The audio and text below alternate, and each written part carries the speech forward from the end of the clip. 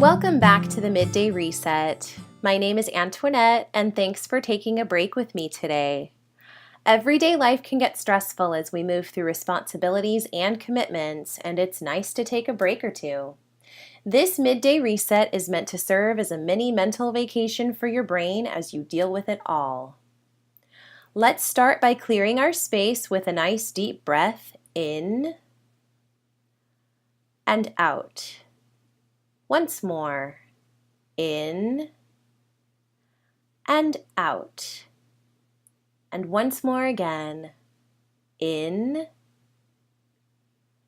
and out.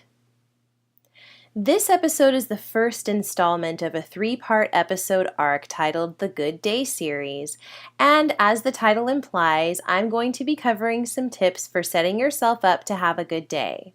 There's actually more to this than we are often aware of.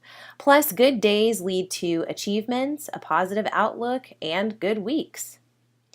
For this first part of the Good Day series, I want to cover starting the day. Think for a moment on how you start your day. Is it often with the same routine? Is it different each day? Do you struggle to find your way in the morning? I do. I am not a morning person at all, but I have to wake up early because it helps me get a better start on my day. I tend to reflect on my day in terms of what I was able to accomplish. On days when I accomplish a lot, or I accomplish something big, or I accomplish something important, all of it makes me reflect on the day happily as I head to bed. If I've done nothing, especially if it's a day when I wanted to complete tasks, I reflect negatively on that. Perhaps you have some semblance of this in your own life. Routines keep us on track and help us to not waste time. Even on those foggy mornings, a routine will help you stay productive. We've all been there before in the morning where you just can't seem to put one foot in front of the other because you're tired or preoccupied. Being in the habit of your routine will help you keep moving on mornings like this. Another critical point at which many of us are setting ourselves on the wrong track from the start of our day is to engage in things that we shouldn't as we reemerge into the world for the first time since that day's sunrise. It's not a good idea to open your eyes from slumber and then look at your phone right away.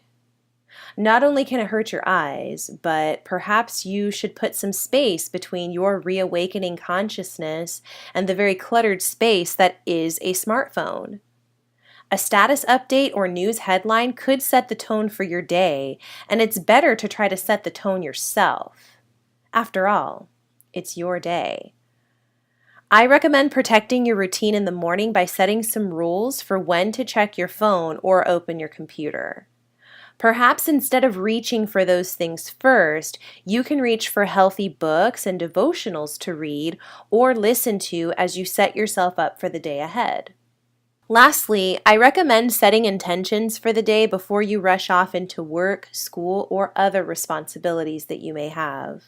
Your mom might have referred to this as a to-do list, but I like the phrase setting intentions so much more. Essentially, that's what your to-do list is when you add back in the energy behind each line item. You have intentions for somehow maintaining your life through the tasks you complete, be it paying bills, running errands, cleaning, resting, studying, treating yourself to something, exercising, and so much more. I love lists like these because they also tend to support a routine, and they also help ensure that you show up in your day somewhere. We rush between obligations and commitments, but in the midst of our 24 hours, it's important we connect with ourselves. Writing down goals and priorities oriented to the bigger picture of your life and tying smaller tasks and milestones to them will help you keep a clear perspective on just what all of the stuff of your life means. You can set intentions for your temperament, deciding you won't let that one person push your buttons today.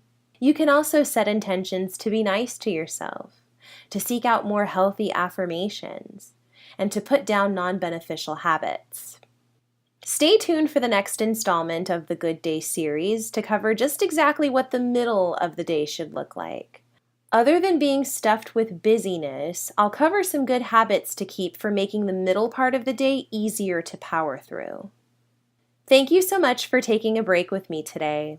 If you enjoyed this episode, I encourage you to share and subscribe. If you'd like to support the Midday Reset podcast, please become a patron on Patreon at patreon.com/MDR. That's patreon.com/MDR. Take care, my friends, and I will see you next time.